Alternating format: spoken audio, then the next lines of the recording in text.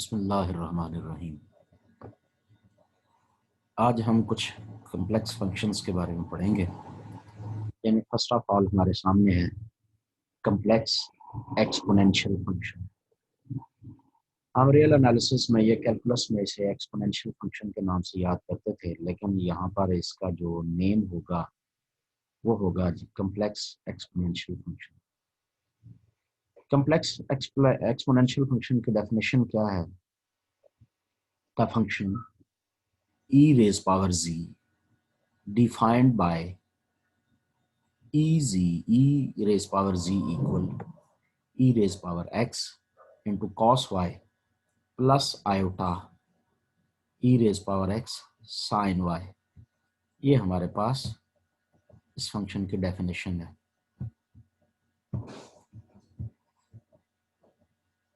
Complex exponential function e raised power z equal e raised power x cos y plus iota e raised power x sin y। यहाँ से e raised power x common करके भी लिखा जा सकता है, तो फिर ये क्या बन जाएगा? e raised power z equal e raised power x into cos y plus iota sin y। Complex exponential function का नाम दिया जाएगा इसे। अब यहाँ पर मजीद बात करते हैं।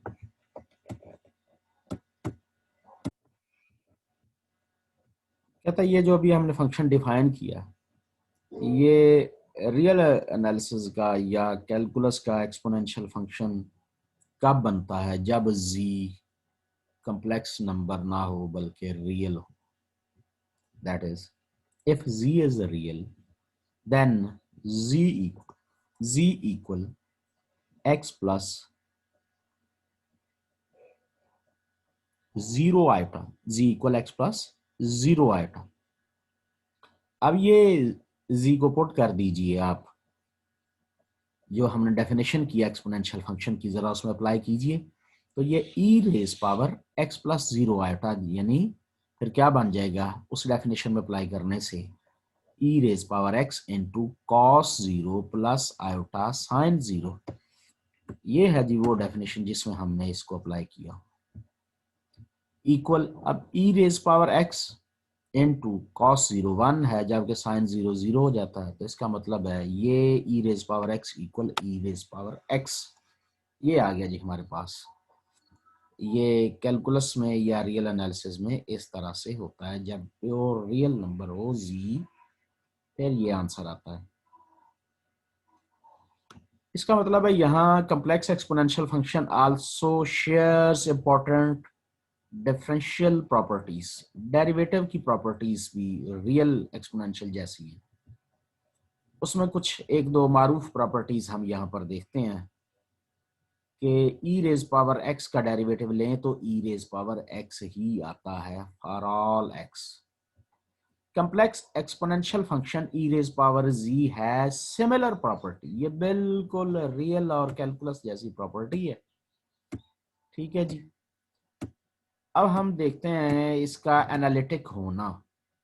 क्या ये जो फंक्शन है कम्प्लेक्स एक्सपोनेंशियल फंक्शन, क्या ये फंक्शन एनालिटिक भी है या नहीं है?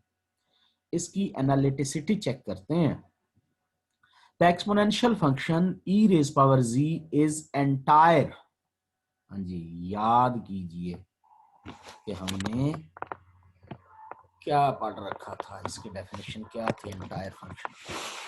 And its derivative is given by e raise power z equal e raise power z। अब हमारा पहला क्वेश्चन जो यहाँ पर आ गया, कमेंट सेक्शन में जाकर आपने लिखना है what is entire function. Next देखते हैं जी, ये इसका प्रूफ भी है कि e raise power z equal e raise power z ही रहता है। तो ये आप इसका प्रूफ जो नई असाइनमेंट आपको दी जा रही है उसमें एज ए शॉर्ट क्वेश्चंस की एक असाइनमेंट आएगी, उसमें ये एक सवाल आपने शामिल करना। ये हमारे पास एग्जांपल है, दो क्वेश्चन है, इनके डेरिवेटिव मालूम करने। आयोटा इंटू जी पावर 4 इंटू जी स्क्वायर माइनस ई रेज पावर जी, ये पहला पार्ट है जी। तो यहाँ पर जरा इसका derivative d over d z apply कीजिए। अब with respect to z derivative आ रहा है तो जाहिर है प्रोडक्ट रूल लगेगा। पहला फंक्शन वैसे ही, दूसरे का डेरिवेटिव प्लस दूसरा वैसे ही, पहले का डेरिवेटिव, फिर इनको आपस में मल्टीप्लाई करें और कुछ ये सिंपलीफाई होकर ये आंसर बन जाएगा। लाइकवाइज आप यहाँ पर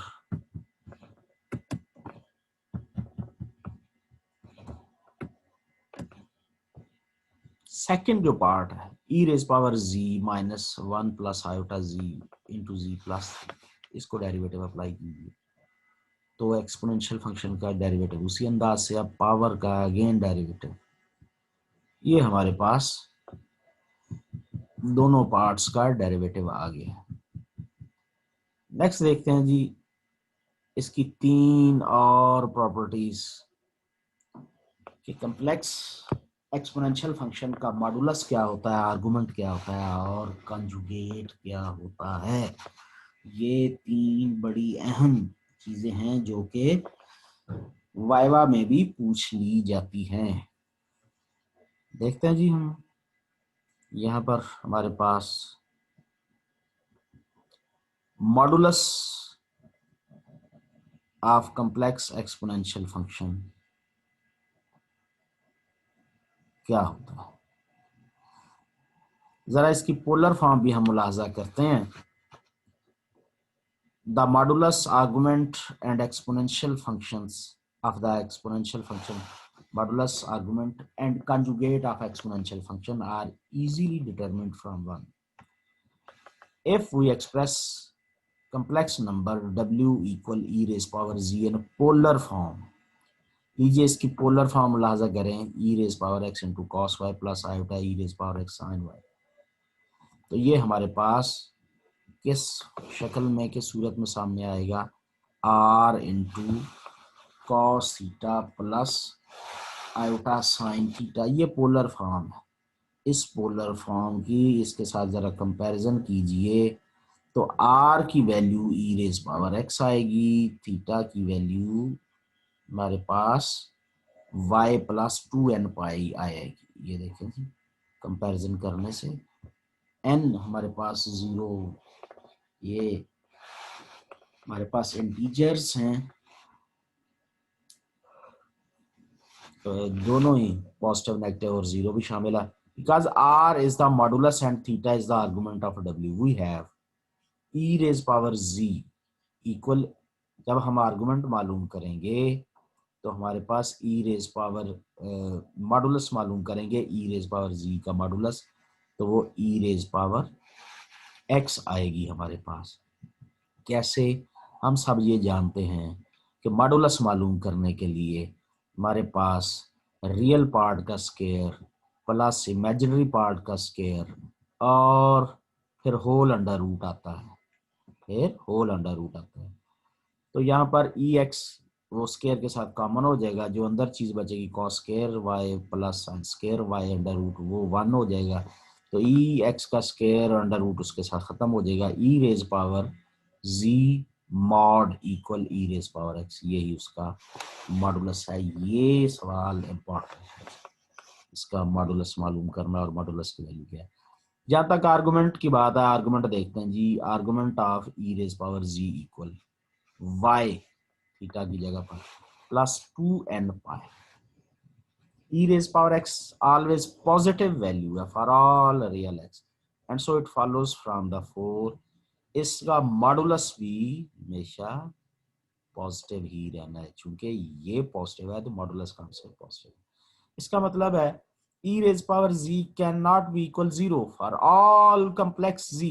ये आपका मल्टीपल चॉइस का क्वेश्चन आ गया। e raised power z cannot be 0 for all complex value z.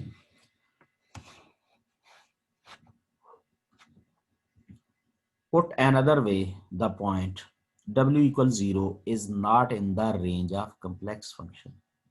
अच्छा, ये कहता है एक और स्टाइल से बात पूछी जा सकती है कि जीरो कम्प्लेक्स एक्सपोनेंशियल फंक्शन की रेंज का हिस्सा जीरो कम्प्लेक्स एक्सपोनेंशियल फंक्शन की रेंज में शामिल नहीं होता। ठीक है जी। Possibility EZ is a negative real number.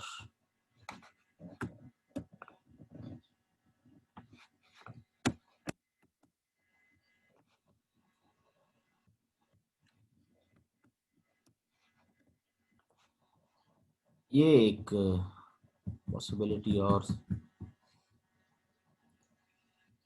कहता है rule out the possibility that EZ is a negative real number. You should verify that EZ equal pi iota, then e raised power pi iota is the real and e raised power pi iota is the negative. The negative value आ सकती है।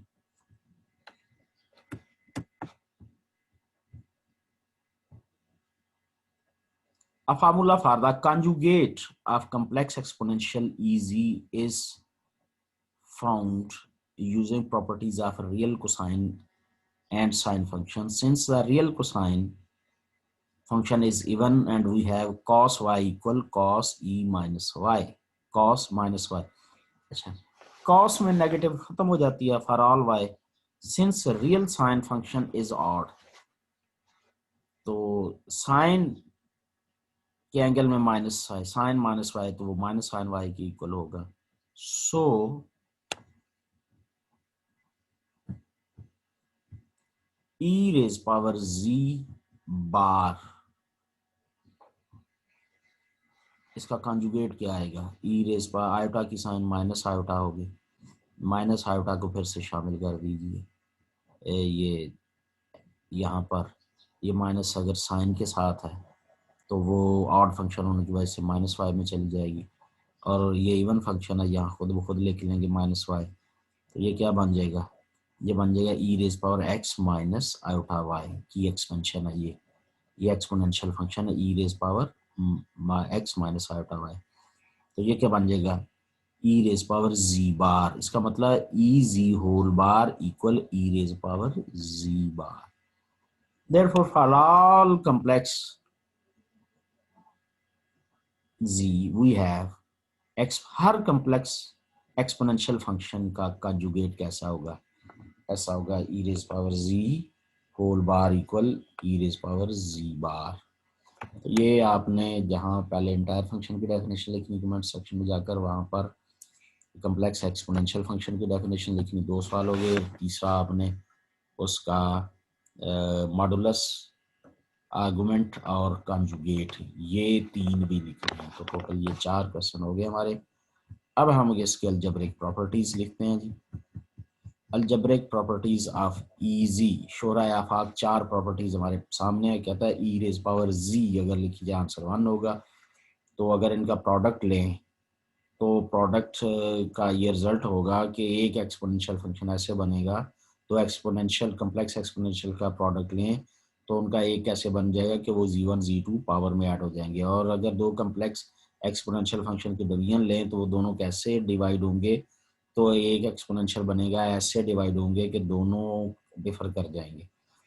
और किसी complex exponential function की power n हो तो वो power complex number से multiply हो जाती है। तो 4 सवाल पिछले 5 में ये 4 प्रॉपर्टीज आपने वहाँ कमेंट सेक्शन में जाकर लिखनी है। ठीक है जी, प्रूव नहीं करना, जस्ट आपने वो लिखनी है। पीरियोडिसिटी, ये एक पीरियोडिक फंक्शन है, तो वो 4 सवाल। 5वां आपने व्हाट इज पीरियोडिक फंक्शन, ये एक डेफिनेशन लिखनी पीरियोडिक फंक्शन। छठे में इसका पीरियड लिखना है जो कि 2 पाई आयोटा के बराबर है, और ये आपने पीरियड याद भी रखना है। The complex exponential function EZ is periodic with the pure imaginary period. ये एक ऐसा फंक्शन है जिसका पीरियड प्योर इमेजिनरी है। ठीक है जी, तो ये हमारे पास इसके 8 सवाल बन गए हैं, 8 क्वेश्चंस का आपने वहाँ पर आंसर देना है। अभी इंशाल्लाह जो कम्प्लेक्स लॉगरिथमिक फंक्शन, इसको सिर्फ देख लेते हैं, अगले लेक्चर में इसको पढ़ लेंगे कि इसमें ये है क्या कम्प्लेक्स लॉगरिथमिक फंक्शन। कहता जी कैलकुलस और रियल एनालिसिस में natural log is often defined by inverse function of the real exponential function easy। कहता है कैलकुलस में रियल एनालिसिस में लॉगरिथमिक फंक्शन जो होता है वो एक्सपोनेंशियल फंक्शन का इनवर्स होता है। ठीक है जी, तो यहां भी ये चीजें देखी जाएंगी कि ये क्या है, किस तरह से है। यहाँ हमारे पास ई रेज पावर जी अगर डब्ल्यू हो तो डब्ल्यू इक्वल होगा log base e z mod plus iota argument of z. ठीक है जी, तो complex logarithmic function multi valued function है और natural log of z equal है log base e z mod plus iota argument of z is called the complex logarithmic function। तो वहाँ आपने जो आंसर्स लिखे थे उसमें इंटायर फंक्शन था, कम्प्लेक्स एक्सपोनेंशियल फंक्शन था और उसकी मॉडुलस था, उसकी पीरियोडिसिटी थी, उसका आर्गुमेंट था। तो